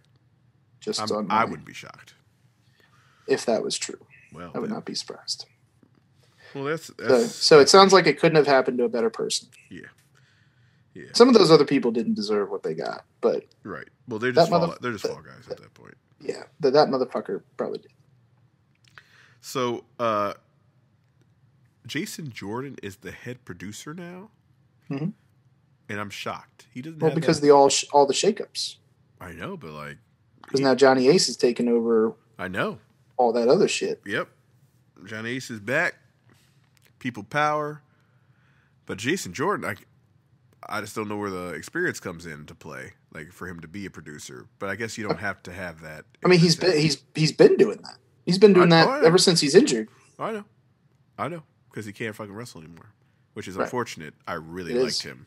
Yeah, but I think that's why he makes a good producer in my mind. Maybe so. Because like you can wrestle and you understand what it takes to put on a good match. So like he's in charge of putting that. I mean, Jesus Christ, if you watch that last season of Tough Enough, he made all them motherfuckers look like gold. Yeah. Don't you remember that? He was absolutely. he was the dummy. Like he was the dude that was getting wrestled by all of those Tough Enough people. Like he made that alligator motherfucker look good. Yep.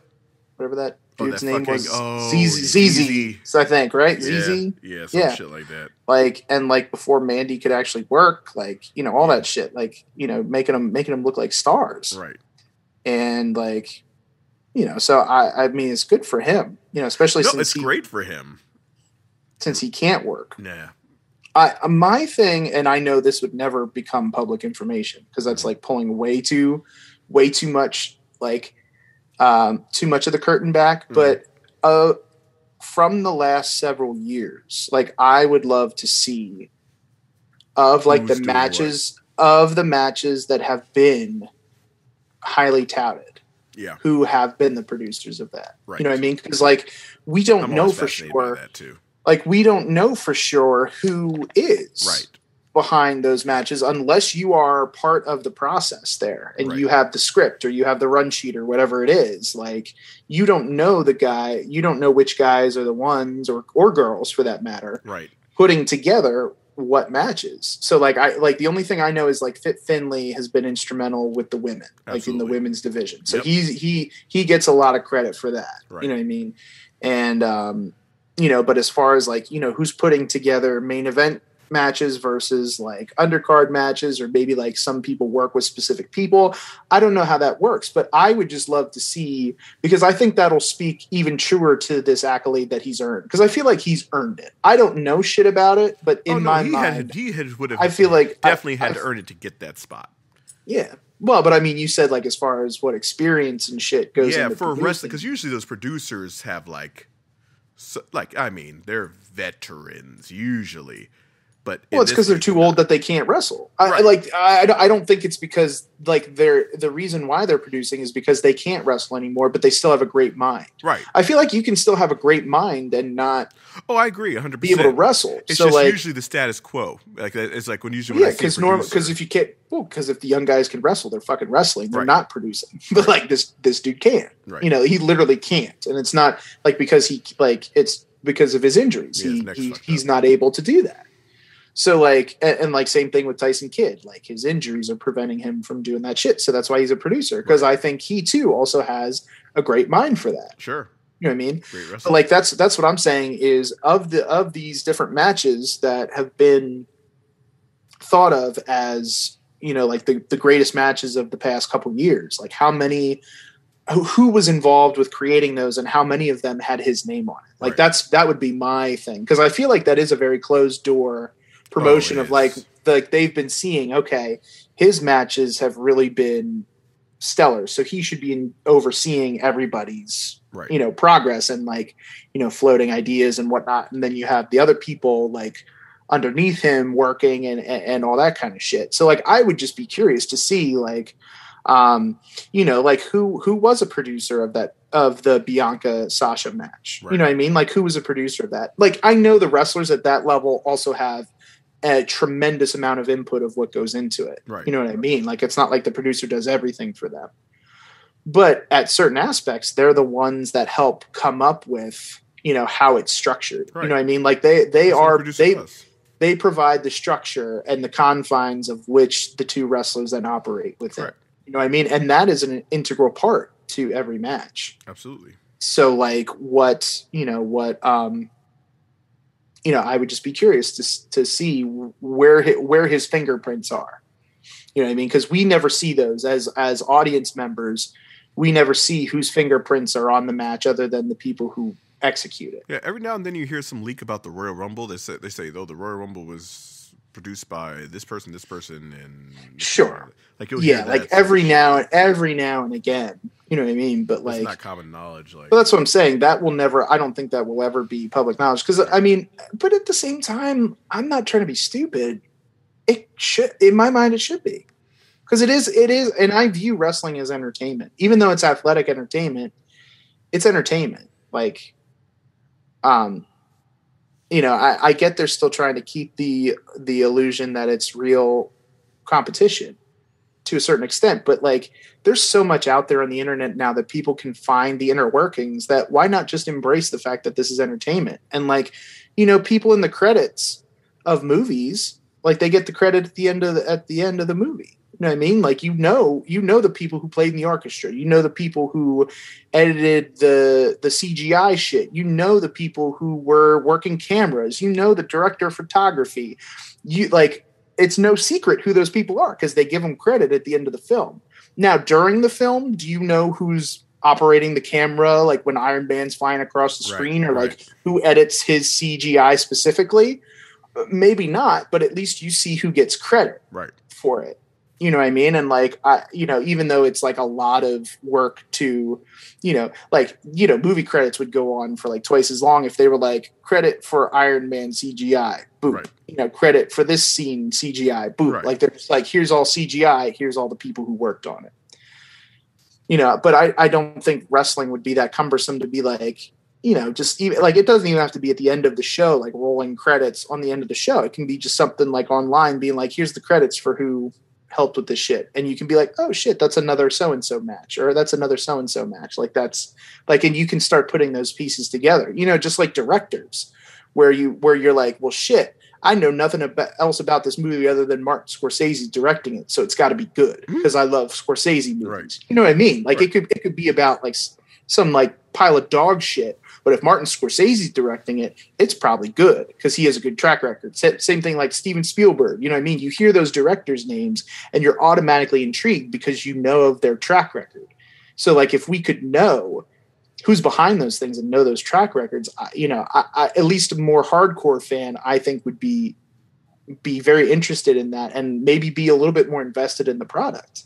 Interesting. That way. You know what I mean? I just think it's a different way to look at it. You know what I mean? To appease what you would call the marks or the smarks, if you will. You know what I mean? Like, I think that's a way that you could kind of gain some of those. And I don't think it's pulling because most of those people who are hardcore wrestling fans know it's not real and they don't care. You know what I mean? Like, I know they've already determined these things. I know whatever, and I don't care. I still want to watch because it's entertaining to me. It's theater. Right. Like, it is like if you watch the movie Titanic, like, unless you live under a rock, the boat sinks at the end, but you still watch the movie because of all the shit that happens throughout. You know what I mean? And it won Academy Awards all over the place, even though we knew the end of the story before the movie even came out.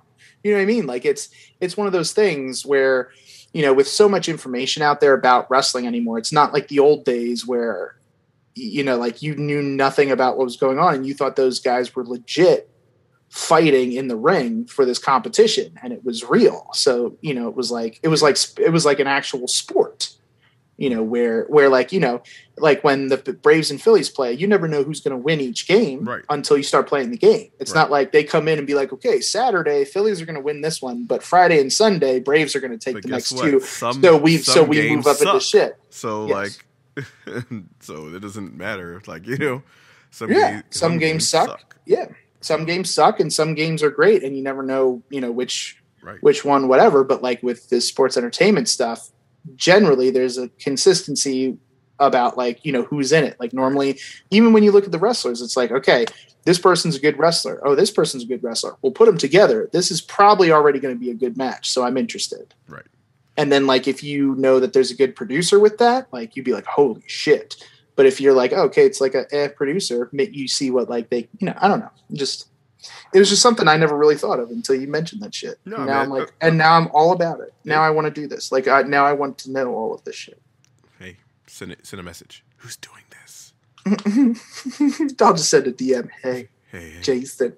What you doing, baby? Send me the run sheets every night. Who produced this match? I liked it. Who produced Kenny Omega being a double champ is what I'd like to know. Don Callis, probably. Don Callis, indeed. I would imagine. That's. I mean, technically, he's a triple champion. He is. What's the end game? I think the end game is one of those like super indie collector belt people. You know what I mean? Like fucking Ultimo Dragon or like one of those things, but collecting sort of like the more top tier the top of the tier that's not WWE belts. Right. I think that's the end game. I mean, it would be amazing. Like, these are the things that I find amazing. It would be amazing. Like, I wouldn't just popped like up into WWE, like they just fucking negotiated because they know they got billions of dollars, right? And then they negotiate Kenny Omega coming in there and beating, like, maybe not Roman Reigns, but like Bobby Lashley. But that would make mad money. That's the thing. Oh, it would make so much money. Like I feel like so many people would pay to watch that. Oh my god, yeah. Because what they've been doing is they've been doing right now, like AEW has been doing what people were hoping would have been done like 3 years ago. Correct. Like 2-3 years ago. Yep. But at this point, nobody cares because we moved on from it. Right. like it's not having the same effect because nobody gives a shit because we've all moved on. We're like, okay, this isn't happening. Then all of a sudden it's happening. It's like, oh, now it's happening. Right. You know what I mean? Like it's one of those. It's just like you're anticipating, and then now it's over, and then it's happening. Oh, okay. Yeah, you're happening. It's like, oh man, they are doing that. Okay. That's cool. Yep. Like it's not the shock of it happening when it was hot, when it was a hot idea. Right. I mean, and I don't know if logistically it could have happened. It probably at that juncture. So maybe they were working toward getting there and just hoping people would hang on, and they didn't. And they didn't because all the other shit happened. Yep. COVID didn't but help. like, A lot of things happened. No, COVID did not. COVID didn't really help any of that shit. Yeah, it helped nobody except Roman Reigns. And Drew McIntyre. That's about it, though. Yeah. But yeah, I mean, like, I just that's what I think is just like it's this storyline that people wanted, but it's like 2-3 years too late. Right. Like, because like I and even me included, back in 2018.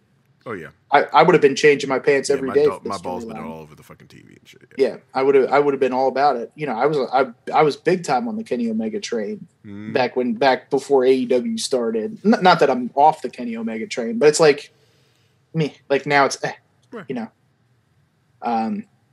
So, but like I just have a feeling it's going in that direction where they're trying to open up all these doors and get people to work together and whatever. And I think it's good for some of the business. The only thing that concerns me is that, and I know AEW is not trying to compete with WWE, but I feel like just because of their monetary level and like their visibility as far as like being on TNT every week, they at least have a chance to do some competition. Whereas like, as great as Impact can be sometimes, like they're on Access TV, like that shit ain't competing. Like not a whole lot of people are watching. New Japan, they're not on American TV right now. So like you're not getting the American audience at least, which Japanese audience is still pretty goddamn good audience. Oh yeah. You know what I mean? Like if you can get that market, that's pretty fucking good. And I don't know how they do in like Europe and stuff where there's another huge market, for like all the English shit, why they have NXT UK and shit like that. But like it's just like I don't want to see AEW devalue itself to start working with some of those other places that because I feel like Impact and AEW are not on the same level. I just feel like they're not. I could be wrong that they actually might be on the same level, but like as far as like since like AEW's on TNT, I feel like that's way more prominent. Therefore, way bigger than Impact being on Access. It's literally a mainstream type of situation. Yeah, it is because Cody Rhodes is on TV shows. You know what I mean? Like they have guys who've crossed over into the mainstream already. Like they had Mike Tyson on there a couple times. Right. They got Shaq. They had Snoop Dogg. You know what I mean? You don't see Impact Wrestling, especially like right now. You don't see Impact Wrestling bringing in anybody. Right. Like now, back when they were trying to compete with WWE, they were bringing some people in. Like they had Toby Keith on there. And they had Toby Keith's a big country star. I know you're like, oh, fuck about Toby Keith. No, I get but I get it. But like they had some celebrity draws. It wasn't as big. It wasn't as big as Shaq, or it wasn't as big. But like AEW is getting the big name. Like Shaq's a pretty goddamn big name in the world. Same thing Oh, with yeah. Mike Tyson. Like people know Mike Tyson. People For know sure. Shaq. People know Snoop Dogg. Exactly. You know what I mean? So, and they're getting those names and putting them on that TV. So like, I don't know how this is helping AEW at all I don't in know. my mind. I don't know. I don't know what the end game And is. I would always look at it from a standpoint of like, if this partnership or if working with these people can help me in some way, I don't mind helping them. Yeah. But like, if I'm doing all the heavy lifting and I'm really not getting anything out of it in return, why am I doing this? Yeah. You know what I mean? Like it's cruel, but you kind of have to think of it that way. And like, I feel like AEW's getting nothing out of it. Like, I don't know. I don't see what they're getting out of it at all. I don't see the long. Impact's getting a big ass rub. Yeah, I mean it's all rub right there. I mean, Yeah. I just it's gonna. I'm not sure. So like I'm still waiting to see what's gonna go down because eventually something's gonna come to a head. So I'm trying to figure out what the end game is with all that shit. So I mean, like Kurt Angle did it too in TNA. Like he started collecting titles. sure, Samoa Joe did it. Same thing. it's just on a bigger scale right now. Yeah. I mean, like, if all of a sudden Kenny Omega showed up in NWA and challenged Aldis for the heavyweight title, Right.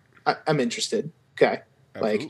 Like, if he starts getting all of them, that is interesting. Like, I'm intrigued by that. Mm-hmm. But at the same time, what would AEW's end goal be with doing that? Because they don't need that. That's the thing. They don't need that. So what are they getting out of it? What are they doing? Because I feel like the people who are watching NWA, who are watching Impact, who are watching even New Japan or even Ring of Honor, if you want to go that far, which I don't even know if Ring of Honor is like still on the level of all these guys anymore. Yeah, like I think fell off a little bit. they're like the top indie right now. Mm-hmm. Like they're like as mainstream indie as you can get, and then you get like your second tier national products. Right. WWE being the first tier. So, like the people who are watching NWA and all those things are most likely also watching AEW. Right. Because it's similar products where it focuses on the wrestling and not as much of like the entertainment gaga stuff. So like, I don't really know what AEW is getting from doing all this other than like goodwill, friendship, that if they need something in the future from them, but at the same time, like what could you possibly need from any of those places? Yeah, I don't know. Like, okay, crossover talents, whatever, that's cool every now and again, but like there's a reason why those talents are down there and not with AEW, because AEW is not snatching up everybody. No, they're not. I will wait and see on that. That's like my wait and see thing for that for sure. I know we had this discussion, but that UFC shit off camera, but that UFC shit was crazy, bro. Like the whole thing. See, I didn't get to watch like the whole The whole thing was event. pretty damn good. I don't think anything went the distance. Everything was either a knockout or submission, which is rare. Doesn't happen. It doesn't happen like that. But it happened this time. Everything was like a beat down. And then that Chris Weidman shit was crazy. Like, crazy. At a blink of an eye. Like, I missed it live. I looked down, I looked up, and his leg was dangling. Yeah. And then he tried to step on it. That's the craziest thing. The craziest thing was, like, his leg snapped. He didn't realize his leg snapped. Well, yeah, because you got that adrenaline going, man. He didn't realize his leg was literally snapped in half. Mm-hmm. And then he tried to step on it. And then he was like, oh, fuck. My leg is snapped. Like, you could see it on his face. I was like, oh, shit. And it was nearly a mirror image of what Anderson Silva did to him. The only difference is this was literally the first blow of the entire fight. Like, they didn't do shit at all. No and then all punches, of a sudden, legs broken. No kicks nothing. were thrown until that kick, and it was just a fucking. It was a check kick. It wasn't even a fucking kick to do anything. That's what's fucking crazy about it. Yeah.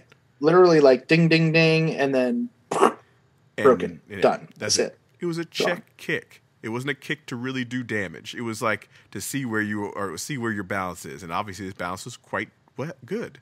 And his shit fucking snapped in half. God damn. Craziness. Like, it really was crazy. You just don't see it happen like that. Like, not like that. That was rough. No, but I thought it was ironic that It is ironic. Like, Anderson Silva broke his leg doing the same shit on him, Yep. and then that's how he won. Yep, that's how he won that fight. And then years later, he does the same shit to somebody else where he breaks his leg. Yep. Crazy. Like, it's so ironic how that fucking happens. That's crazy. Because I saw that, I was like, oh shit, not again to somebody. And I looked, I go, no shit, is that Chris Weidman? Yes. No, because then I remember I was like, oh shit, because that's who Anderson Silva broke his leg. Yep, that was his first loss in UFC. Was that fucking was when he broke his leg. Yep. Like, Weidman didn't even defeat him. No. Well, unless he just had that powerful of a leg. Maybe. But so maybe Anderson Silva already broke his leg from that kick. And then it's just been degenerating over these years. I mean, to be honest with you, like, he hasn't been the same since. So yeah, that's probably fair to say, honestly. That he already broke it there. His leg was fucked up. And then now, got even more fucked up. Fucking Chris Weidman. Yeah, that was brutal to watch. It was just brutal because I was like, oh, he's trying to step on it. Oh. Yeah, no, it is. It is uncomfortable. Yeah, like it did give me the gave me like the willies. I don't know what else you call it. Gave me the willies when I saw that. I was like, oh, shit was nasty. I was like, because in UFC, there's a difference between watching like Alex Smith break his leg or watching like Sid Vicious break his leg. Well, that's funny. Like. His was just stupid as fuck. He retired, thank God. Who? Chris Weidman? Alex Smith. Oh. Thank God. Seriously. I was so fucking... Because his leg's starting to act up on him at the end of the year. Mm-hmm. So he was like, oh, fuck. Like, I can't do this for real. He's not trying to... Like, what do you play? Like, how many games did he play? Like, 6 games? Something like that. Yeah. Some shit like that. 6 too many. Yeah. I was like, please... Because I was fucking worried. And then he come back. Because his shit could get amputated. Dude, his at this shit point. was like, his up. shit. Yeah. Like, literally going from losing, like, possibly losing your leg to playing games again. And then it's starting acting up. That motherfucker was so close to death. Like, he would right. But they were even saying, like, a real chance of getting that shit amputated. Even after the fact. It's like, okay, you didn't die. But. Right. You don't want to get fucked around like that. That's what I'm saying. You cheating death right there with that bullshit. Yeah. And then as soon as he like at the end of the year, now I saw he retired. I was like, thank God. I was like, come on. I feel like wifey had a lot to do with that. Oh hell yeah. She was like, listen, motherfucker. Yeah. I was like, you want to keep me around? Yeah. You're not playing. Yeah, we're gonna retire. You can be a coach. And he probably. You could I was gonna say, and he had enough money anyway. Yeah. Do some other shit, man. Come on. Yeah, I'll bet you we'll see him as a coach. Absolutely. At some point. I bet you he'll be a coach. Absolutely. I feel like he would make a good coach. I agree. I don't have anything to base that off of. But I just feel like he'd make a good coach. I think he would be a good. Hey, Byron Leftwich is a good coach. He'll be a good coach. Facts. I love Byron Leftwich, though. I do. I love Byron. God damn it. I'm a big Byron fan. I love me some Byron. I loved Byron Leftwich since Marshall, man. Like I loved Byron. I love me. That dude was carried. He had a broken fucking ankle or some shit. They carried him from first down to first down so he could fucking throw the ball. I'll never forget that shit. That is crazy as shit. That dude was a fucking like serious G. He just his fucking release was so goddamn slow. Like that's it. Yeah. His release was so fucking slow. That's what got him killed in that shit. Mm-hmm. Anyway, since we're on the NFL, the draft is coming up. Teddy Bridge got traded to Denver. Damn. So. I mean, it makes sense. Yeah, I mean, they got clear they weren't going with him again. No, nope. Panthers were not going to give him the shot. And Denver needs a quarterback because, I was going to say that might actually be probably the best place for him because clearly there's no other competition. No, there's no competition because that dude is doo doo. You pick them too. Apparently, they're all doo doo. Apparently he's working with Peyton Manning or some shit like that. I don't know if that's going to work. We'll find out. Which Peyton Manning? Colts Peyton Manning? Or end of the career Peyton Manning? Listen, they're both better than that motherfucker. So That's true. Peyton Manning's better than him right now. He can walk off the bus and be better than him right now. He could. He could do that Peyton's Place right now and beat the shit out of everybody. Fucking whatever that show is on ESPN Plus. He got. I guarantee you, this motherfucker would pass for 3,000 something yards, and now I probably have like 10 picks and 20 touchdowns today, right now. Oh yeah, he would easily beat Joe Flacco. Oh yeah. Oh, for sure. Joe Flacco stats, like typical Joe Flacco stats. Oh, yeah. For sure. That's a guarantee. Oh yeah, but yeah, the NFL draft is coming up. We got the tomorrow. I'm just going to do the NFL draft for the first. I'm just going to say the order. All right, starting from 32. So I'm going to do 30. Oh, the first. You're going backwards. I'm going backwards. So 32 is Tampa Bay. 31. They're going to draft a quarterback. Yeah, they might actually. Tampa Bay needs a quarterback. Like Blaine Gabbert ain't gonna cut it. Like, they need a quarterback. Well, did you see it before you get into the order? Yeah. Did you see the stat about the Buccaneers team? What's that? That I guess that they have the least amount of turnover between the season after a Super Bowl winning team. Like it's like they were bringing back all 22, I forget. It was like either all 16 or all 22 like starting Super Bowl players. Like there was like 22 okay, yeah. You know, some shit, and it was like on the they're bringing back like 16 guys on the defensive side and like something else on the offensive side, that like basically same coaching staff, so there's like little to no turnover from this Super Bowl winning team to next year's team. It's unprecedented apparently. Huh. Well, I mean, they're probably going to make the playoffs again, unless, again, it all depends on Brady and his drop off. Because I mean, again, he like in the beginning of the season looked okay, and then I don't know, he did not play well at all. Like no, I think it was just a circumstantial thing. Like, you know, they were. It's not to say they weren't a good team. They were a good team. They were a really good team. They were a good team. Mm-hmm. But I don't know if they were as good as it led them to be at the end of the season. No. You know what I mean? Like, yeah. I think you simulate that in Madden and, like, maybe like that outcome happens 6 out of 10 times. Yeah, maybe. I'll give them more than half. Listen, because, I mean, by all intents and purposes, like, the team itself, like especially offense, was stacked. Mm-hmm. Stacked. So, and there were a couple games where they didn't have everybody. Right. So, like, you know, give it a fair simulation. I'd say maybe 5 or 6 times out of 10. Mm-hmm. Same outcome. Yeah. But it's not like, you know, if you do like Kansas City where it would have been like probably 8 out of 10 times. Right. And then we just happen to catch one of those 2. You know what I mean? Yeah. I mean, well, both the tackles were gone, so. Yeah. So yeah, that happens. That shit is, you know, when your shit is fucked up, that shit'll happen to you.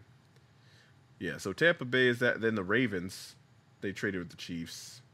Ravens are 31. Then the Bills are 30. Green Bay Packers at 29. Saints at 28. Ravens again at 27. So they got 2 in the first. Interesting. Browns are picking at 26. I repeat. The Browns are picking at 26. They are no longer in the top 5. That's amazing. So they don't fuck it up. You can't fuck it up. Jacksonville Jaguars at 25. So they traded back into the first round because they need all the help in the world. The Steelers. Well, I mean they're in the first round, but now they get it twice, 2 times. Right. Times. Yeah. 2 quarterbacks. I would. Jets. Ew, 23. Do they draft twice again? Yeah, they traded. Mm-hmm. Yeah, so they get. Yeah, they draft twice. They draft twice in the first. That's why they traded Darnold. Yep, that's right. Colts, Bears, Washington Football Team, Dolphins, Raiders, Cardinals, Patriots 15, but I think they're going to trade up. Vikings, Chargers. That'd be interesting. They might trade up. I strongly think they will. If they trade up, they're definitely taking a quarterback. Yes, I think they're going to trade up and take a quarterback. Well, that's what I'm saying. If they trade up, they're going to take a quarterback. Yeah. Like it's no doubt. I almost have no doubt that's going to happen. I almost have no doubt. I mean, at this point, they could trade with the Falcons. Yeah, they could. Because if the Falcons they're aren't, unsure. Because they have a high pick. Yep, they're unsure. They might pick that tight end though, Kyle Pitts. Well, but I think he'll still be there. Ooh, I don't think so. I don't think that dude's going top 5. Yeah, I think he is. Oof.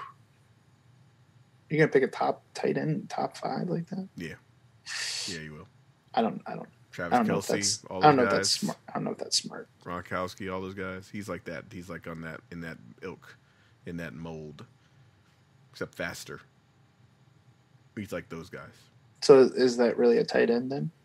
No, he's a hybrid. He's like a wide receiver. That's what I'm saying. Like, but he's fucking ginormous. He's like Metcalf.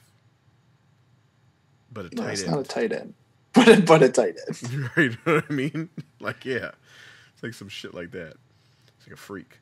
I feel like Metcalf could be a tight end. Yeah, he could. He's fucking big enough. He's big as fuck. Yeah, he's fucking huge. The Vikings, 14. The Chargers at 13. The Eagles at 12 because they traded back. Yeah. Giants, 11. Cowboys, 10. Broncos, they might want that fucking dude. They might want him. Broncos, 9. They're going to have to pick a quarterback or some shit. I don't know. Like, Bridgewater's not the answer. Panthers at 8. Lions at 7. Miami at 6. Bengals at 5. They could pick that tight end. Falcons yeah, they at could. 4. Niners, they need all types of shit. Isn't there another receiver though? That's good too. Oh, they got a ton of receivers. I mean, but I don't. But there's like who was the one that won the Heisman? The fucking dude from Alabama, yeah. I can't remember his name. That's what I'm saying. Wouldn't he be? I feel like he'd be up in that consideration. No, because he's tiny. They don't like tiny wide receivers like that. He little. So I know. I'm just saying. Antonio Brown's little. He is little. He's also a fuck up, but he's also a great wide receiver. So. Yeah, like you can't deny what he did. No. So yeah, the Falcons and the Niners at 3. They traded with the Dolphins, Jets, and then the Jaguars. So those first 3 picks are going to set the tone. There should all be quarterbacks. Bink, bink, bink. 1, 2, 3, quarterback. Falcons don't know. Cincinnati, no. Miami, probably. No. Probably. I don't think so. I hope you get there in time. I'll put a shot on it. Yeah, that's what I mean. I'll put a shot on it. Listen, I hope you get there in time. We're gonna put a shot on that shit. I'm not. I mean, regardless of if I get there on time or not, I'm still gonna put a shot on it. That's fair. Fair enough. And you heard me. I can't go back on it now. I'm on the air. That's it. It's on the air. Miami's not taking a quarterback. They are definitely taking a quarterback. Nope. They're not doing it. Now, caveat though. Let's say they trade. Okay. Is now the bet off? Like, let's say they trade down. Yeah, the bet's off. Okay, all right, good.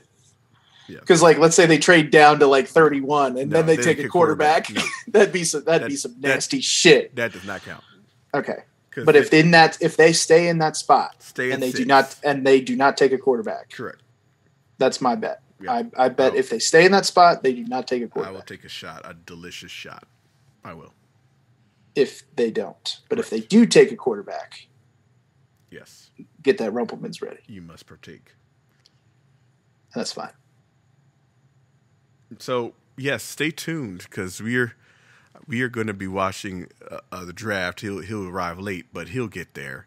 I will be there with my bells and whistles and my Falcons gear on and shit, pumping my shit up. We should do some other prop bets, not shots. Yeah, because I gotta work the next day. I literally gotta work the next day. Like I can't do that. But I'm down. I'll fuck with it. All right. I'll fuck with some props. We have to think about it. We have to think about it tomorrow. I'm tired now. I'm tired at this moment.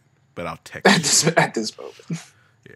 I can barely think straight at this time of the night. Like I can't think at all. Yeah. All right, y'all. That'll do it this week for the Sweatshop Podcast. on the HTW Podcast Network. Please like, follow, share. We on lots of shit. Anchor FM. We are on Facebook. We are on iTunes. We are on like a Google Podcast. We're on everything, motherfucker. Every fucking thing. YouTube. All that shit. We're everywhere. Spotify. Everywhere. Just look us up. The handle is at the Sweatshop Pod or the Sweatshop Podcast. We're also on Twitter, Instagram, and on Facebook. All those things. We're on all that shit. You know what I mean? It's worldwide. Yes, we are. All over the place. Goddamn. Yeah. So please check us out. Please share and like shit. I know that's like a thing, but like do that for sure. All right, go ahead, bro. Like it, subscribe, all that stuff. Do it. Get the notifications when the new episodes come out. Please. Subscribe on YouTube to the HTW Network. You can find us there. You can find all of our other great shows there. We got new Moran and Friends coming out. We got another Three Ropes podcast came out with the one and only Paul Bowe. Scott Fineout sitting down with Paul Bowe, talking some wrestling shop there. We got the High Tension Wellness. We got another Positive Wrestling podcast with Stephen Baker, aka Leone. We got another one on there. We got a lot of content on there. So make sure you check out that YouTube channel, the HTW Network. You can Google search HTW Network or HTW Podcast Network, or you can Google search the Sweatshop. You'll find us on that YouTube channel as well. You can also just keep up with everything High Tension on social media at High Tension HTW across the board, Facebook, Instagram, Twitter. Because we got a lot cooking as far as like different new episodes of shows and new shows and all that stuff coming out. Also, we got Camp Leapfrog, which is bringing you a Leapfrog live in May. Heavyweights, the Hoss fights. So if you're into big Hoss fights, check that out on the Independent Wrestling Facebook page. That'll be airing on Sunday, May the 16th. Coming at you there. If you miss Frogsport, you can catch the opening sessions and the open swim on the Independent Wrestling Facebook page right now. Check it under the Camp Leapfrog playlist. And if you want to see the rest of the tournament, go on IWTV. You can find that either through some kind of smart app that you got, or you can go to independentwrestling.tv, find it there, subscribe to it, use the promo code LEAPFROG for a 5-day free trial. If you're a new subscriber, if you're an old subscriber, just go check it out, watch it, because it's amazing, beautiful stuff. Catch up on the rest of our library while you're there on IWTV, especially if you're using that 5-day free trial. You got 5 days, you can watch all the Leapfrog content you want, plus some other really, really great stuff that is on IWTV that they have to offer. If you want to stay tuned with everything Heavyweights, because I will say we do have something else special that's going to be coming out in conjunction with Heavyweights that especially some of our very hardcore Leapfrog fans may not want to miss. So it's going to be a very interesting, shall we say, contest in regards to Heavyweights. So stay tuned to Camp Leapfrog social media. You can find that at Camp Leapfrog across the board, Facebook, Instagram, Twitter. And then you can follow me at Maestro A. Scott. I'll be posting some stuff here and there. And yeah. All right, y'all. Me and the Maestro, we are closing up shop.